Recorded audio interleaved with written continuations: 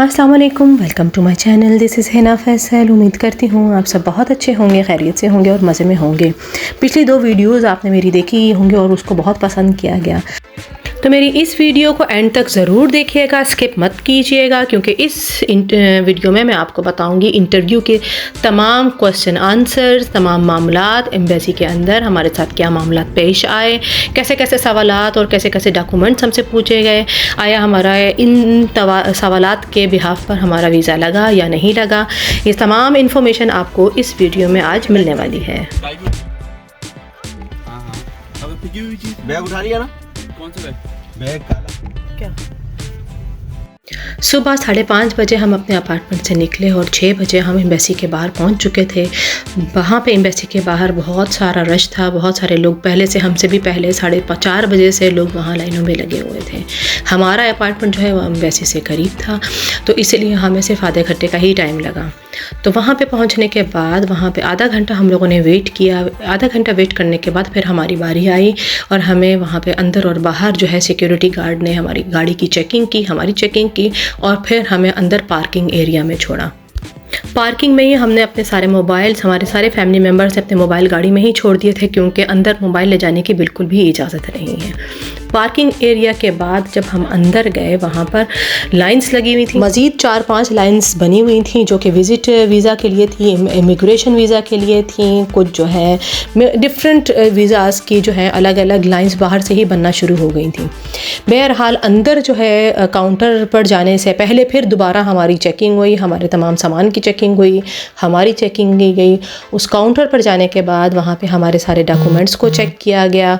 उन डॉक्यूमेंट्स में से भी बहुत सारे ऐसे डॉक्यूमेंट्स होते हैं जो कि लोगों के पास मौजूद नहीं होते और कई ओरिजिनल डॉक्यूमेंट्स की फ़ोटोकॉपीज़ मौजूद नहीं होती। वहाँ जाकर हमारी जब डॉक्यूमेंट्स की चेकिंग हुई तो पता चला वहाँ हमारे 2 ऐसे डॉक्यूमेंट्स थे जिनकी फ़ोटोकॉपी हमारे पास मौजूद नहीं थी।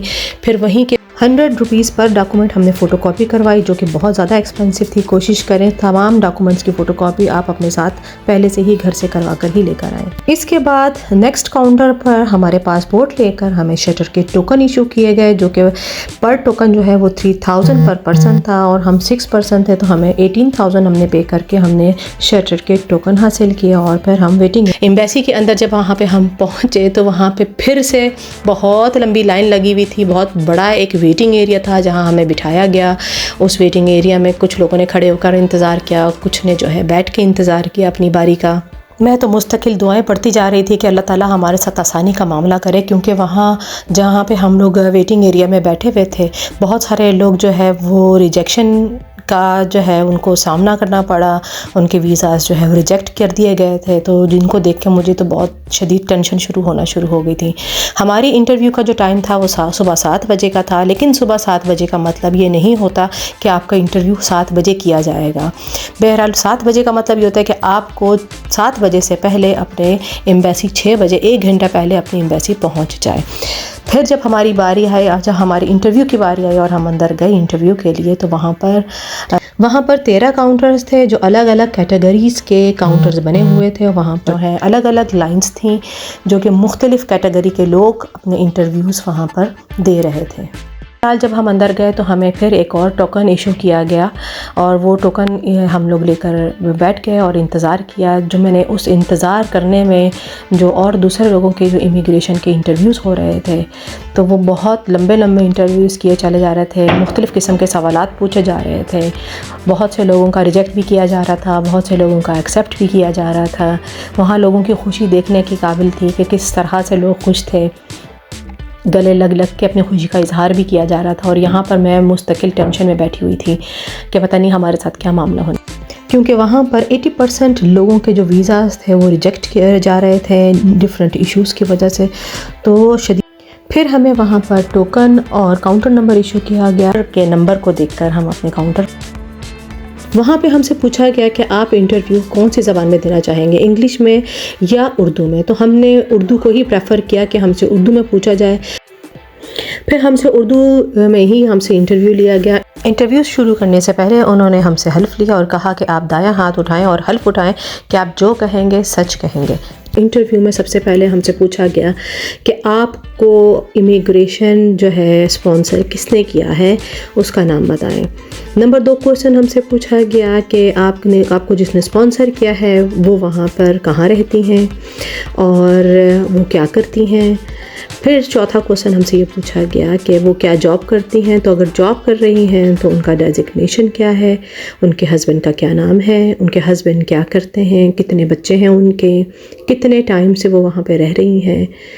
5वां जो बड़ा इंपॉर्टेंट क्वेश्चन उन्होंने किया, जो हर एक को याद होना चाहिए, कि उनकी डेट ऑफ बर्थ क्या है।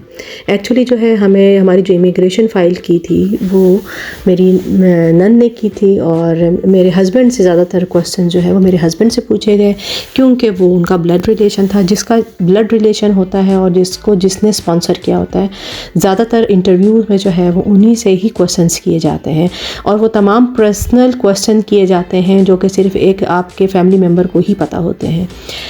तो 5वां जो क्वेश्चन था वो उनकी डेट ऑफ बर्थ पूछी गई हमसे। फिर 6ठा क्वेश्चन हमसे ये किया गया कि आपकी लास्ट मुलाकात उनसे कब हुई, कितने टाइम पे हुई। 7वां क्वेश्चन हमसे ये किया गया कि आपकी फ़ोन पर उनसे बात होती है और कितनी दफ़ा फ़ोन पर बात आप करते हैं। फिर हमसे ये 8वां क्वेश्चन ये किया गया कि आप के पास उनकी कोई पिक्स, कोई तस्वीरें मौजूद हैं। और इंटरव्यू के टाइम हमसे तमाम ओरिजिनल डॉक्यूमेंट्स मांगे गए, जो कि हम लोगों ने पोर्टल पे अपलोड किए थे, उसको दोबारा से रीचेक किया गया। बहरहाल ये इंटरव्यू से पहले ही एम्बेसी वाले डिसाइड कर चुके होते हैं कि इनको वीज़ा देना है या नहीं देना है, क्योंकि इससे पहले ही हमारी इतने सारे डॉक्यूमेंटेशन, हमारी इतनी इन्वेस्टिगेशन हो चुकी होती है, तो ये पहले से ही डिसाइडेड होता है कि हमें किसको और किस फैमिली को वीज़ा देना है या नहीं देना। लेकिन ये इंटरव्यू की फॉर्मेलिटीज़ उन्होंने ज़रूर करनी होती है, जो कि लाजिम होती है। फिर उसके बाद हम लोगों से वहीं पर जो है हमारे ग्रीन कार्ड की फ़ीस भी वहीं पे हमें पे कर। ग्रीन कार्ड की जो फ़ीस थी वो $235 पर पर्सन थी, जो कि हम लोगों ने 6 पर्सनस की जो है वो इकट्ठी पे की थी। इसके अलावा शटर सर्विस की जो है इन्होंने जो फ़ीस ली थी वो 3000 पर पर्सन थी। तो ये सारी चीज़ें आपकी नॉलेज में होनी चाहिए कि जब आप अपने इंटरव्यू के लिए जाएँ तो आपकी ड्रेसिंग कैसी होनी चाहिए, आपसे उस वक्त जो है वो आपके पास सारे डॉक्यूमेंट्स मौजूद होने चाहिए, उनकी तमाम की डॉक्यूमेंट्स की फ़ोटोकॉपी आपके पास मौजूद होनी चाहिए, और आपके पास ये ग्रीन कार्ड की और शटर सर्विस की जो फ़ीस देने के लिए भी आपके पास ये तमाम।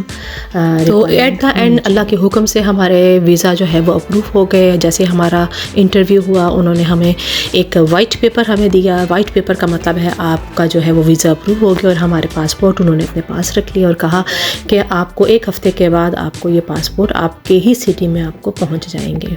तो 3 दिन के बाद हमें मेल आई कि आप आएँ अपने पासपोर्ट आके कलेक्ट कर लें।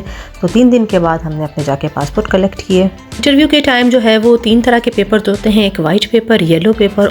वाइट पेपर का मतलब होता है कि आपका वीज़ा अप्रूव हो गया। येलो पेपर का मतलब होता है कि आपका जो वीज़ा है वो इन्वेस्टिगेशन में चला गया, और रेड पेपर का मतलब होता है कि आपको रिजेक्ट कर दिया गया। नेक्स्ट वीडियो में आपके साथ अपनी तमाम तैयारियां, अपनी पाकिस्तान से USA तक जाने की पूरी जर्नी, अपनी पैकिंग, अपने टिकट्स, अपना मैंने कैसा एक्सपीरियंस रहा, वो तमाम जर्नी आपके साथ में शेयर करूँगी। तो मेरी वीडियोस को देखते रहिएगा। अगर मेरी वीडियो पसंद आए तो वीडियो को लाइक कीजिएगा, सब्सक्राइब कीजिएगा। उस वक्त तक के लिए अल्लाह हाफ़िज़।